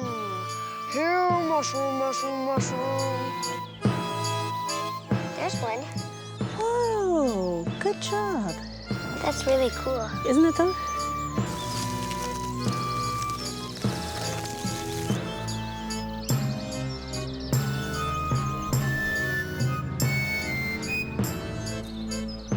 I found one. What's this? Whoa, nice find. That's a mushroom called the prince. Poison or lunch? It is, in fact, lunch. I'll put you in me treasure chest. If I were to collect mushrooms in the wood by myself, how would I tell if the mushroom's okay? There are probably 30,000 different kinds of mushrooms, and some are poisonous and some aren't, and the only way to know which is which is to get to know the individual kinds very well. One way that people often learn to do that is by going out with groups of experts. So they go out with mushroom clubs who have a lot of experience picking and identifying mushrooms. If I were to eat a poisonous mushroom, what would happen? Well, I hope you never do, because it's not a pleasant experience. What your parents would probably do is to take you to the hospital and they'd pump your stomach, which is not pleasant, but that would get rid of the poisons. The mushrooms that cause the most serious problem are the ones where you can't tell that you've eaten something bad for a long time, so it takes hours before you start to get sick. And by that time, there's not anything that they can do by way of pumping your stomach because the poison is all throughout your body. And that's the problem with the death caps and the destroying angels. So I really hope you never get anywhere near those kinds of fungi. Okay, I'm convinced. I'm glad you're here to help. Anytime. We found a lot of mushrooms, but no death cap or destroying angels, and I want to see real ones. So Mary brings me to the Beatty Biodiversity Museum to see their huge mushroom collection. Shiver me timbers! Look at all these treasures! That's the right attitude. They are indeed treasures, and they're preserved here so that scientists all over the world can study them. Why are they all dry? The reason why they're dry is because a fresh mushroom only lasts about 2 or 3 days, and then it becomes just a mass of slime. So the only way to keep specimens so that scientists can study them in the future is to dry them down. There's some that actually go back older than your grandparents are. Some mushrooms have distinctive smells. You want to smell a death cap? Sure. Anna and Vivian said that the death cap, when it's dried, has a particularly disgusting smell. What do you think? Is that disgusting? I think so. Take a look at this one here, because this is the one that's deadly poisonous. And one of the characteristics of the death cap is that it's got this cup. So the stem of the mushroom actually comes from inside of a sort of a cup. And if you see a mushroom that has a cup like that, don't eat it, okay? Because most poisonous mushrooms of all have that characteristic. Thanks for helping me find stuff out. Arr. No problem, matey. Don't forget your treasure. I'm gonna eat you. If the frog is red, you'll end up dead. Maybe I'll eat your granola bar instead. Good idea. No one wants to eat something poisonous. Hey, I think that's the answer to today's big question. What exactly is poison? Big answer is... Poison and venom are substances that help animals survive. The dart frog's poison keeps animals from eating it. So does the pufferfish's poison, though chefs have learned to outsmart it. I found out that even plants use poison to protect themselves, like foxglove, which is extremely poisonous if you swallow it. And if you think about it, even animals that use venom to attack are using it for survival. Their venom helps them kill their prey, and they use the threat of venom to scare us away. I'm definitely gonna stay away from poison, except for these green grapes. After all, I'm not a dog. See you next time for more Finding Stuff Out.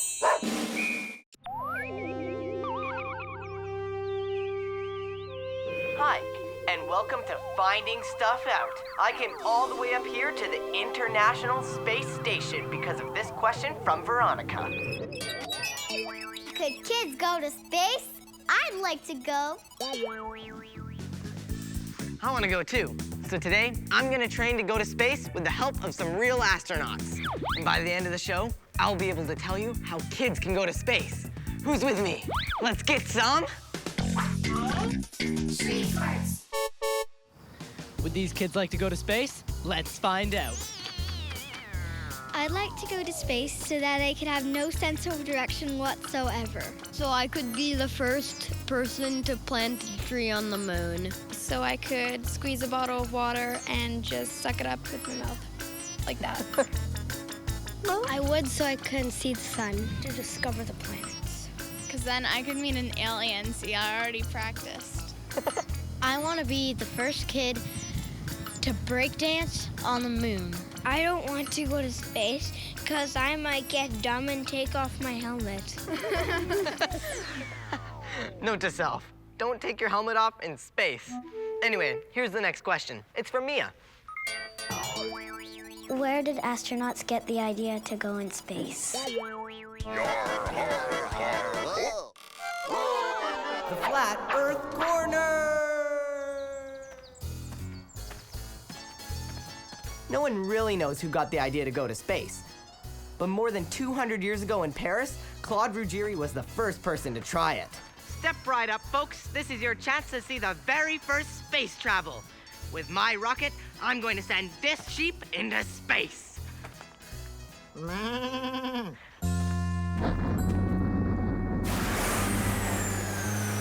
Yikes! Good thing the sheep had a parachute. But Ruggieri had bigger and better plans. Hey, you! I'll send you into outer space. Drats! The Paris police always spoiling my fun. Fortunately, the police stopped him before he had time to send a kid up in the air. His astronauts only got about as high as an office building, which isn't anywhere near space. It was a start, though. If astronauts weren't tied up in space, would they just float away? The short answer is only if they're in space. Every object creates gravity, a force that can pull other objects towards it, sort of like a magnet. So really big objects, like Earth, have a lot of gravitational force. So when you're here on the planet... Hey, get back here. Gravity pulls you back to Earth. But the further away you get, the weaker Earth's gravitational pull is, until it can't reach you at all. So yes, Sabrina, astronauts would just float away if they weren't tied to their spaceship during spacewalks. Gravity can't get me when I'm traveling out in space. It can't pull my pants down or put wrinkles on my face. 'Cause when I am in the cosmos, far from things with gravity, I can float around my spaceship free and nothing pulls on me.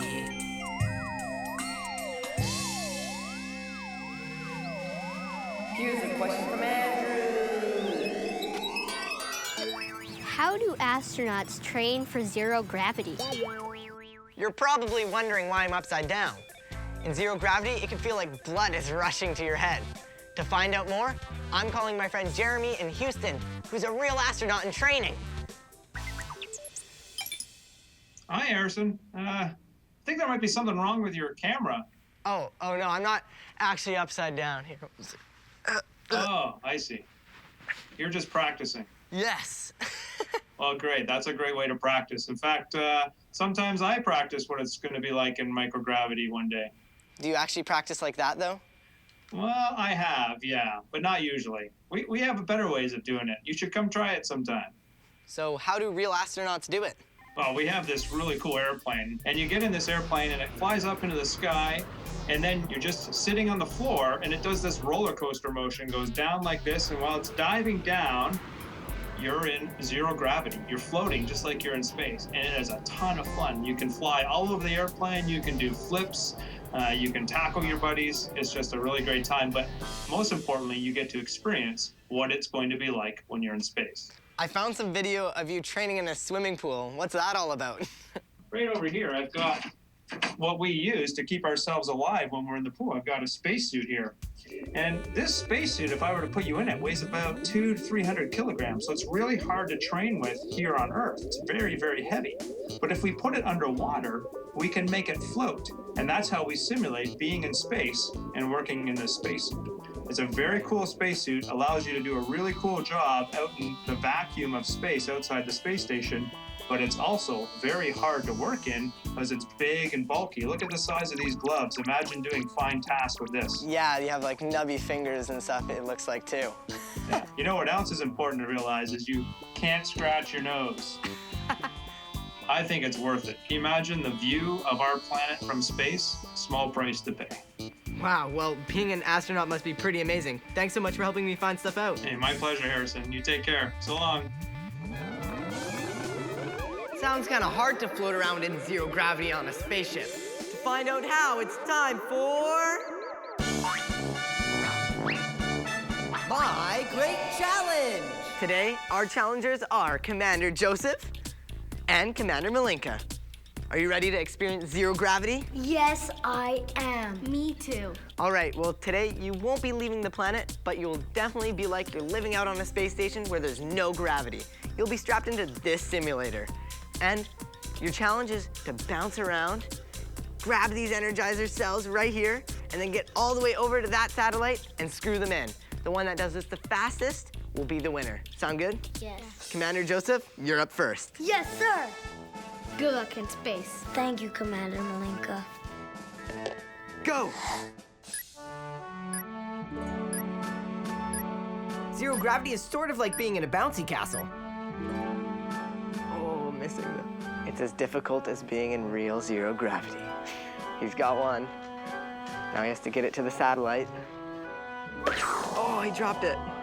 In real outer space, that energy cell would be floating away forever. To the satellite. Quick!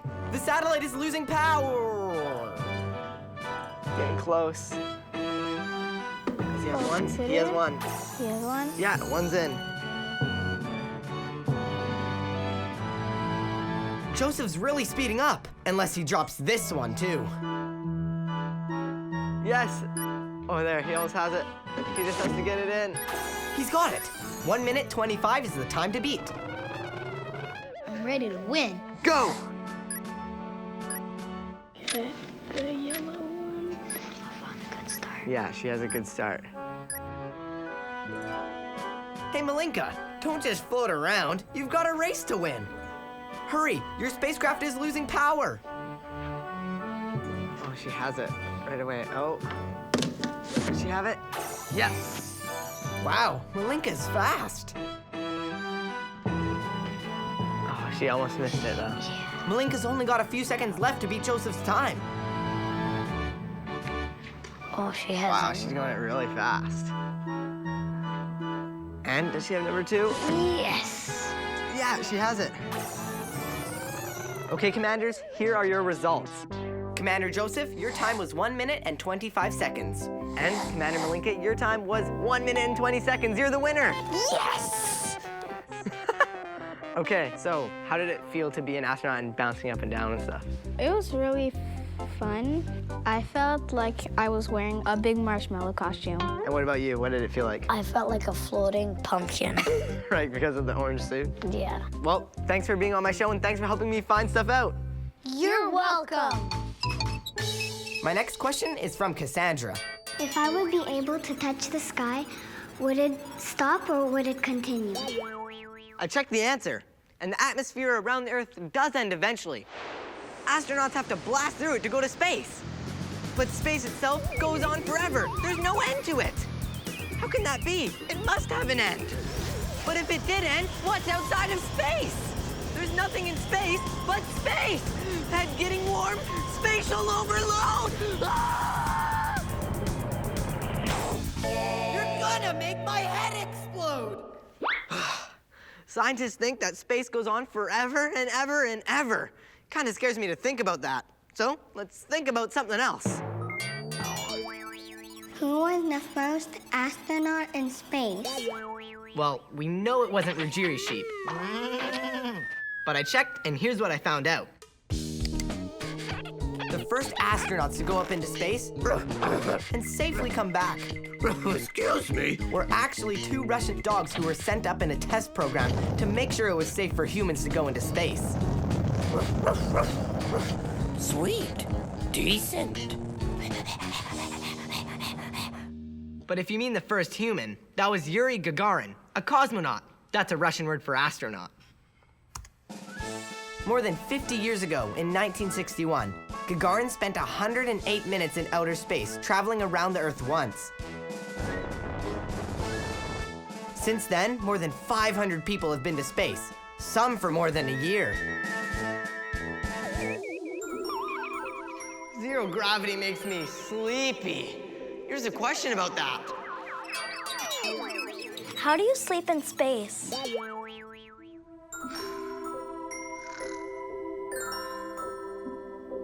I found out that astronauts sleep in sleeping bags attached to the wall.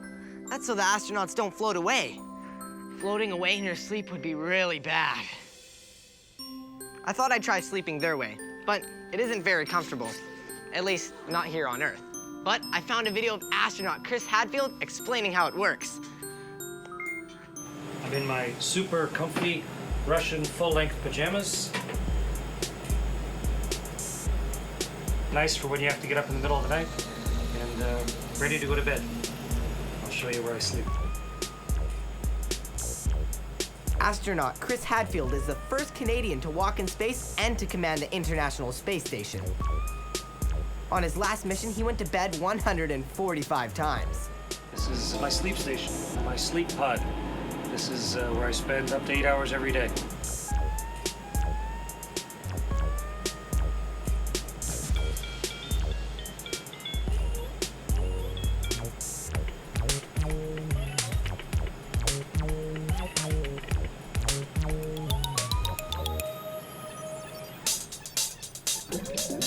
Look what happens when astronauts squeeze a rag.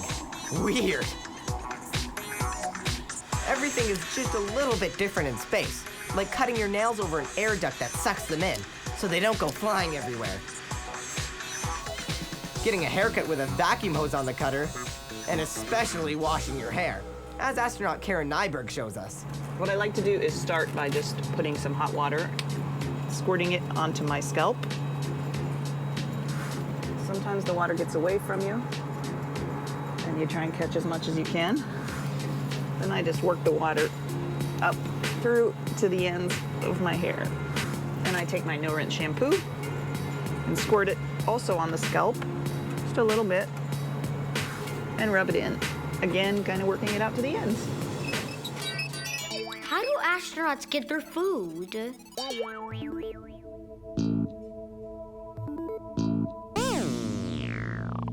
Whoa! The International Space Station!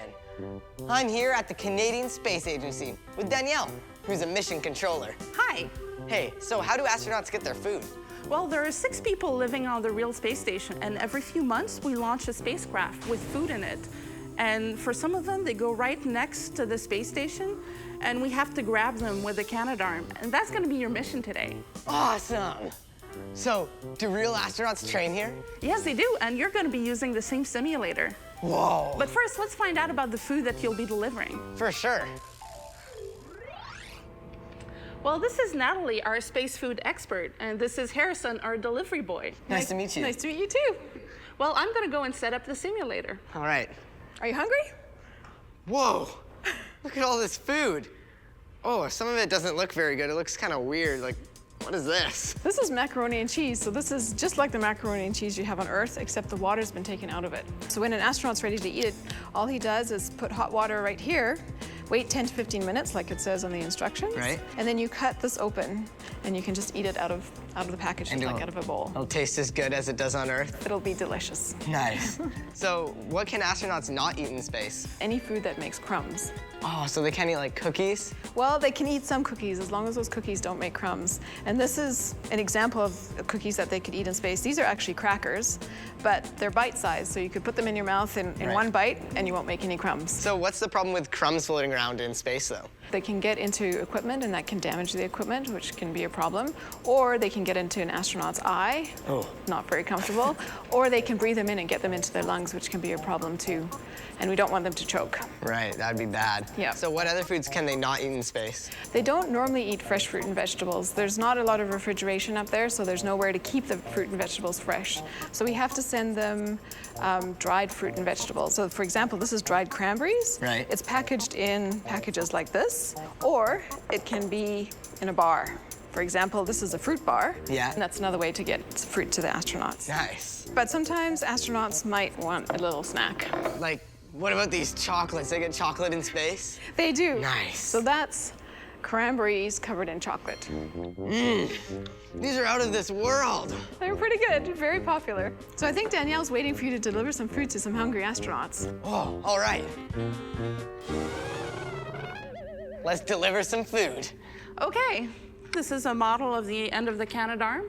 You're gonna use that to go and grab the spacecraft Okay. by this pin that we see right here Right. and here. So you're gonna do that using these 2 hand controllers or joysticks. Danielle showed me how to work the simulator. Left, right. I have to move the Canadarm so that the end locks onto the pin on the shuttle. Then the arm can dock to the space station. Wow, I think I'm gonna be good at this because of the years of experience of video games I have. Well, let's see. How many tries do I get? Since we're only training, as many as you want. In real life, you only get 1 shot. 1 shot. Let's see if I can do it in 1 try. Okay, you're ready to go. There we go. Very good. Move it up. Okay. Wow. Are astronauts normally good at this? Well, some of them are. The ones that used to be fighter pilots tend to be really good. But then there's some that are doctors and scientists and really never had time to play video games. So you might actually be better than them. Whoa. Hopefully. Getting close. Whoa, okay, I'm almost there. You're doing really well. You're getting closer. Whoa. Standing by for grapple confirmation, robotic arm finishing closing in. Now. Did it work? Did I get, yeah. Dragon confirmed in place and docked to the International Space Station at the Harmony node. I got it. Well, mission accomplished. Now the astronauts can eat. I'm like a real astronaut now, sort of. We could make an astronaut out of you, I think. Well, thanks for being on my show. Do you think I could really be an astronaut one day? Sure. If you apply yourself, get a good education, and you definitely have the video game part down, so good luck. Thanks. This is awesome.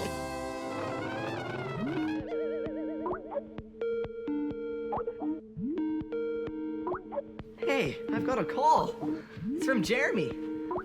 Hey, Harrison. Good to see you again. They told me you were at the Canadian Space Agency training with him on Canadarm2. Yeah, they said that I could apply to be an astronaut someday, but is it possible for a kid like me to go to space right now? Well, not right now, Harrison, but one day. Oh, I guess I can answer the question that started us off. Could kids go to space? I'd like to go. The big answer is... apparently we can't. No, hang on, Harrison. That's not it at all. But I thought you said you couldn't take kids with you. That's partially correct. We're not taking kids to space right now. But one day, when those kids get older, they can definitely be astronauts. And we're going to need astronauts to fly in space. There are amazing things happening in space right now. We have liftoff of Falcon 9. Dragon is sensed for stage acceleration. In fact, for the first time in history, commercial companies are building new rockets to take people to space. And more people are going to be flying in space in your lifetime. In fact, I think one day it's going to be kids who are about 7, 10 years old that'll be the first humans to walk on Mars. Whoa, that's awesome. So I guess the astronauts of the future are kids today. Absolutely. You know what you have to do if you want to be an astronaut?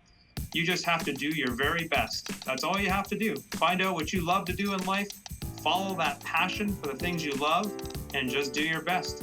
Awesome. Well, thanks for being on my show. I'm gonna go train right now.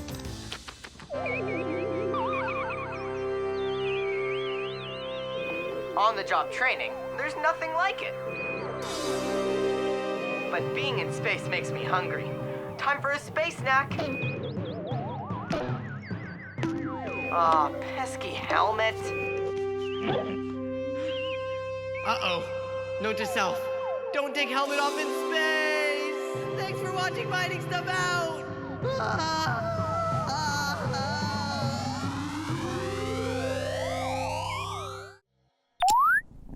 I'm really excited to do my show today, and not just because Mr. Whiskers decided to join me. He's super excited too. I'm excited because today we're answering your questions about communication, and not just this kind. Or that kind, but all kinds. So let's take a look at question number 1. It's from Leela. Can a horse and a pig communicate? What do you think, Mr. Whiskers? He'll get back to you on that. In the meantime, I think I have the answer to your question. I went over to my friend's farm last week and filmed the horses and the pigs. Okay, there are the horses and there are the pigs. And it doesn't look like there's any communicating going on between them. Wait a minute. The horse just looked over at the pigs. I'm not sure. But I'm not giving up yet. Sometimes if you can't find the answer to a question, it's better to ask more questions. So, Leela, by the end of the show, I'll have the answer to your question. Speaking of questions, here's another one. Why do dogs go woof woof? Now, I don't have a dog, mostly because Mr. Whiskers here is afraid of them. But I do have an answer to your question, Hanifa, and it's pretty cool. So this is my cousin's dog, Clyde. Mr. Whiskers doesn't like him at all. I found out that when dogs bark, they're not just making noise, they're actually communicating. That means this dog is saying something right now. Do you know what it is? Maybe Ralph or Rolf? Roast, maybe. Is it possible that he's asking for a roast? Oh, sorry, Mr. Whiskers. Here, you can leave. Here's the cool thing. Some scientists in Hungary have figured out that when dogs bark, they're telling us how they feel. And there are different barks for different feelings, like this is the play bark. That's the bark a dog makes when he's playing fun doggy games, like tug of war or wrestling. Okay, now this is the stranger bark. That's the bark a dog makes when there's a stranger at the door. And here's another kind of dog doing the stranger bark. There are so many different breeds of dogs, but they all have the same way of communicating with us. Now, if you knew what the play bark and the stranger bark meant before I told you, you're not alone.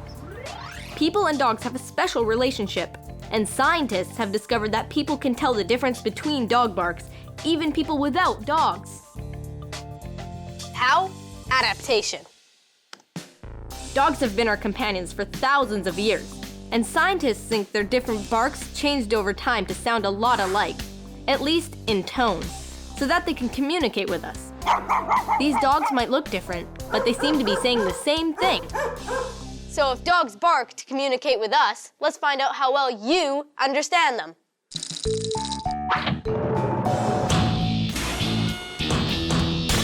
Uh-oh. Do try this at home. Okay, I'm going to play 3 different types of barks for you. The first one is the food bark. That's what a dog barks like when he's hungry. Next is the alone bark. The alone bark is when a dog is tied to a tree and away from his owner. Last is the fight bark, which is when a dog is angry and or vicious. Now we have the 3 barks up here, and you have to guess which one I'm playing. And I'm not going to play them in order. Or am I? Okay, first one. Do you think that dog is hungry, feeling alone, or ready to fight? Ready for the answer? I have a drum roll. Hang on. It'll be easier if I just do it myself. And the answer is alone. Congratulations if you got it right. If not, you still have 2 more chances. Okay, so I'm going to play the last 2 barks one after another. Which one's food? Which one's fight?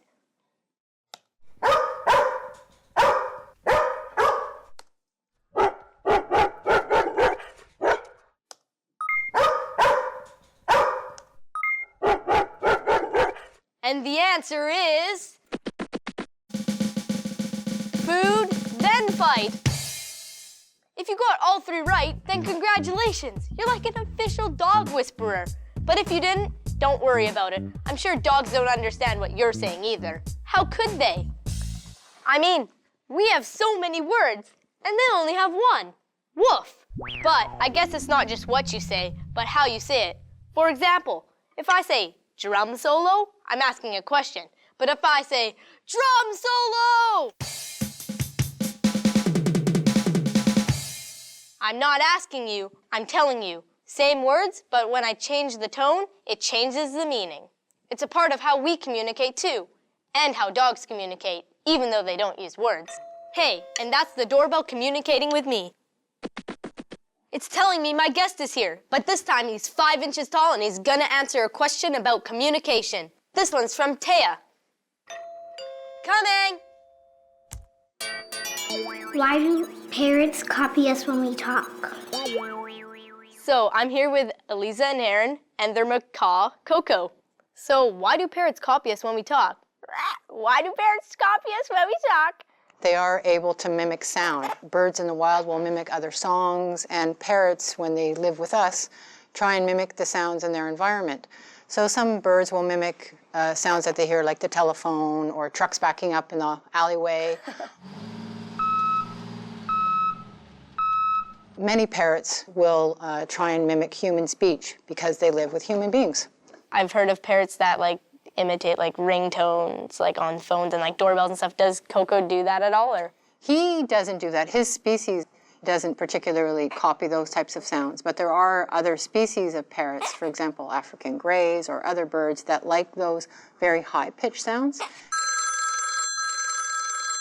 Parrots live in groups, and they use sound to communicate with each other. But if there are no other parrots around for a parrot to talk to, then it will imitate whatever is nearby, like people. So can Coco say any words at all, or? Coco has a vocabulary. He speaks in English and in French. Aaron, do you want to try and get him to say something? Allô, Coco. Allô. Allô, Coco. So, does Coco really know what he's saying? Well, Coco will answer you if you ask him a specific question in a specific circumstance.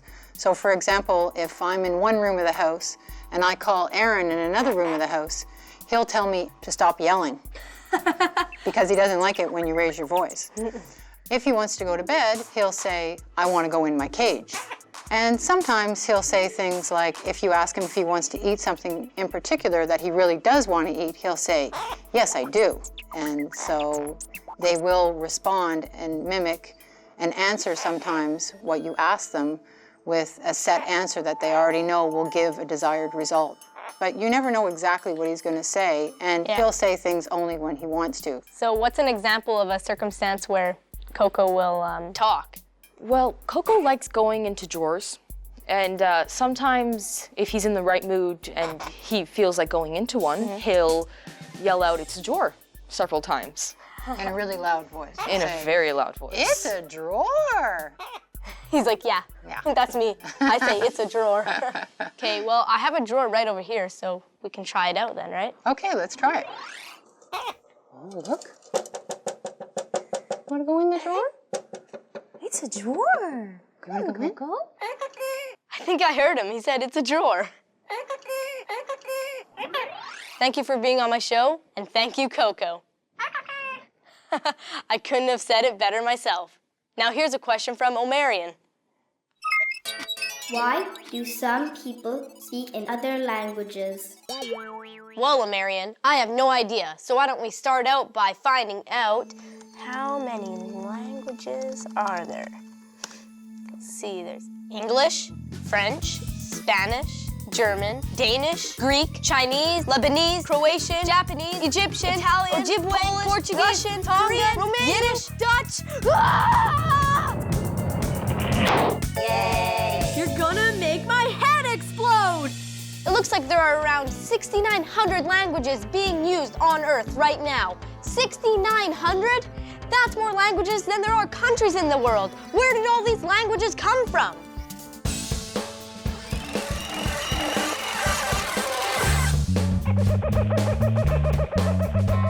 A long time ago, very far away, prehistoric people might have talked the same. They went their separate ways, and the words they spoke started to change. So mata, mater, madre, mir, all mean mother, that lady who cares. Pater, pater, peer, padre, all mean father, no matter what you say. People walk their walk, and they talk their talk. That's why there's so many languages spoken in this world today.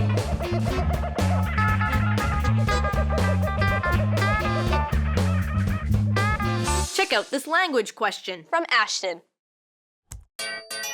What was the first language on Earth? So it turns out finding the answer was pretty easy. Scientists think the first language on Earth was some sort of basic sign language. This is how I imagine it. Apparently, back then, people could only kind of grunt. Which isn't really a great way to communicate. So they probably pointed and made up signs for things they couldn't talk about.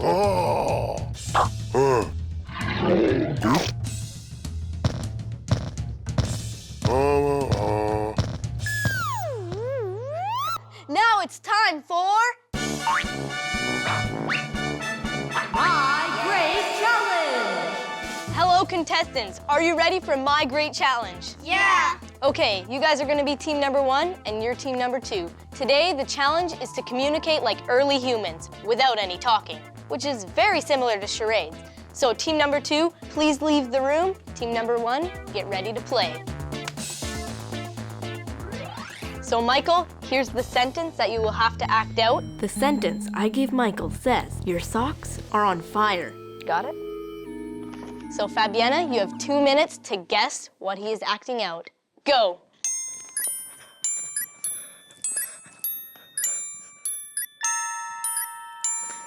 Your feet are on fire? You're very close. Guess, guess. Your feet are burning? Keep guessing, come on. Your socks are on fire. That's right, you got it. Yeah. Congratulations. You almost got it right away. You were really close. How did you know that it was fire? Because when he lifted up his pants, like up until here, I saw him waving his socks, so I just knew it like that. Why do you think it would be hard if there was no language back then, if you had to act everything out like you just did? Well, because it would take a long time to guess what I was doing. Do you think you'd get good at it eventually? Yeah. Yeah. How do you think you did? Good. Good? Great. Great.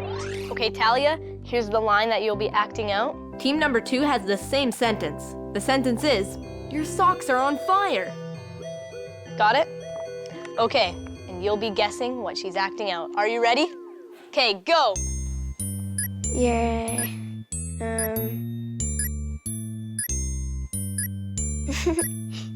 I don't know what she's doing though. Okay, you're putting on a sock. You're... Keep acting it out. Taking off your sock. You're washing your sock. Getting closer. You're drying your sock. It's hot. Getting very close. It's on fire. Yeah, so? Her sock's on fire.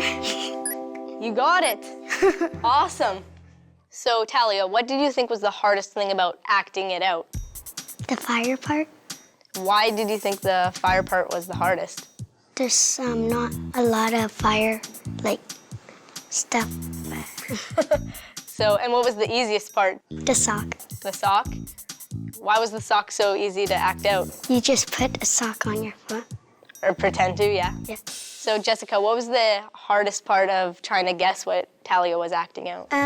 Like she said, the fire part, because there wasn't like much movements that she did for the fire, so it was kind of hard to guess. How did you finally know that it was fire that she was acting out? Because she like kind of like blew in her hands like it was hot, or like after she put her sock on, she like kind of like said it was like on fire, and she like kind of backed up and like, yeah. Okay, the winner is team number 1. Yeah! You guys did it twice as fast as team number 2. Okay.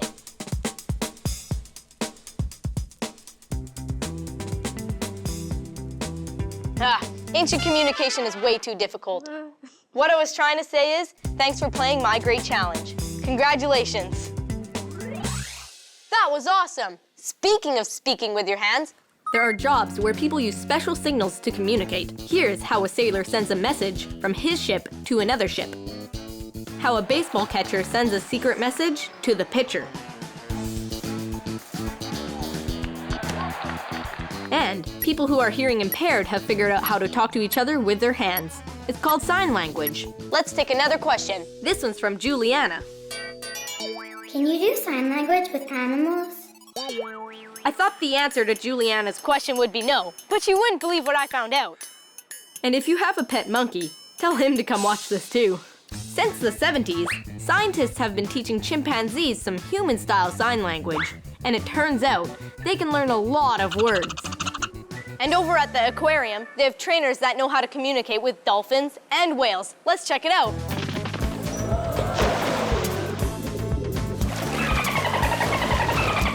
So here I am with Nicole Can. Hey, Harrison. Hi. So can you tell me the different ways that fish and underwater mammals communicate? Well, these belugas eat a lot of a fish called herring. And herring is a fish that has a very interesting way of communicating. They make distinct pulse-like sounds in their guts that are way too low for us to hear.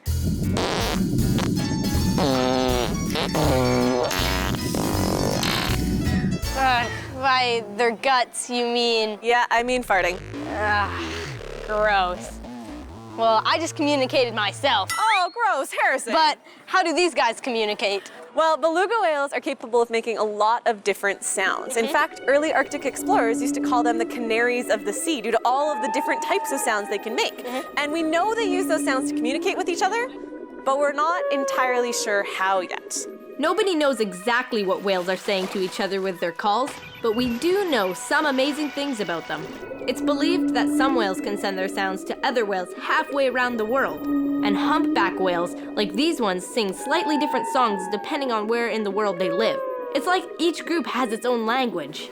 So how do you communicate with dolphins? You use sign language. What do you mean by sign language? It's a form of communication that we've come up with the dolphins. Everything we do with our hands means something different to them. Okay, so can you show me a couple? Sure. If you wanted to ask the dolphins to make noise or to vocalize, wiggle your fingers like you're conducting a choir.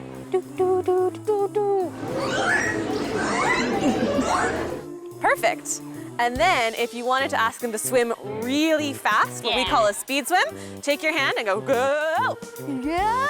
Like that? Yep. Yeah. That's perfect. So I can make a dolphin swim fast now? You could ask them to swim really fast. Okay. And what about like something awesome, like a backflip? A backflip, it's actually a really small hand signal. Just your 2 fingers up and down. Just by saying that, it's telling them to do a backflip. Yep. That's crazy. What else? Can they like wave or anything? Well, if you wave your hands at them, they'll wave back. They're so smart. They are very smart. So how do you say goodbye? Like this. Okay. Goodbye. Bye. I gotta teach some of these to my goldfish. Bad news. Mr. Whiskers ate my goldfish. Just kidding. But here's another question. This one's from Laura. Can animals talk to each other? So here's how I'm gonna answer your question. I'm gonna show Mr. Whiskers here different animals saying stuff, and we'll see if he talks back.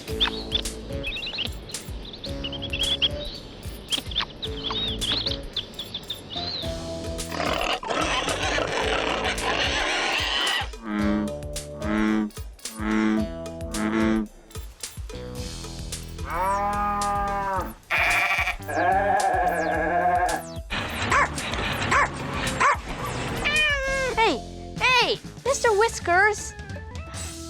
Anyway, I think it would be easier just to search and see animals communicating with each other. Animals communicating with each other. Aha! We have a hit!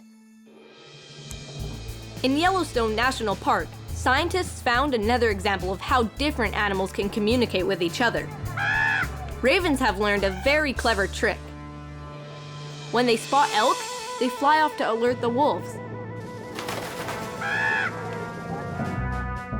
Then, they lead the hungry wolves toward the elk.